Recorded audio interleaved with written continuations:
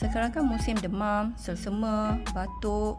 So anak-anak bila dia balik daripada sekolah, kalau mereka terkena jangkitan demam, batuk ataupun selsema daripada kawan-kawan kat sekolah, selain daripada bagi Shirutto, saya nak share lagi satu tips yang lagi bagus untuk you all amalkan. Boleh bancuhkan bersama satu sachet Shirutto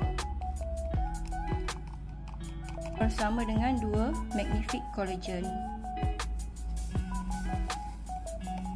So kombinasi satu sachet Shirutto bersama dengan 2 Magnific Collagen adalah sangat-sangat bagus untuk boostkan sistem immunity badan dan juga sistem antibody badan. Saya dah bagi anak-anak saya minum gabungan Shirutto dan juga Magnific Collagen. Mereka lebih cepat recover daripada selsema, demam dan batuk. Komen, like dan share tips yang bermanfaat ni.